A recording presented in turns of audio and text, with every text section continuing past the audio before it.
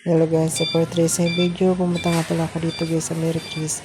Hindi muna ako pumasok kasi bali papasok ako guys mga alas 10 na.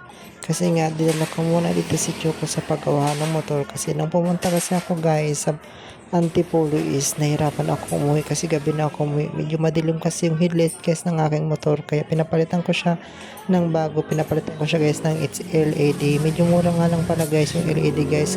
Umabot lang siya ng 250 kaya hindi rin naman gaano kamahal. Medyo nagtaas lang yung presyo sa aking paggawa ng motor dahil sa labor. Tapos pinabago ko na rin nga pala guys yung aking side mirror. Pinalagyan ko siya guys ng kabitan ng tripod tsaka yung camera. Tapos pinaayos ko na rin nga pala guys yung mga ano dyan guys. Pinakabit ko na siya para ready na rin guys yung pagkabit ko ng aking camera guys.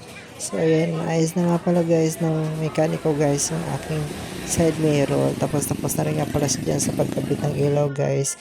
Waiting na lang ako guys pero sobrang init talaga ng panahon. Dito nga pala ako guys, lagi nagpapadagawa guys sa Mary Chris ka talagang kilala ko na sila dito sa paggawa ng motor. Kaya dito talaga yung aking binabalikan lagi. Pero matagal na nga pala ako hindi nakabalik dito guys. Almost 2 years na. Ngayon na naman ako nakapunta dito guys. Hanggang dito na lang. Bye bye.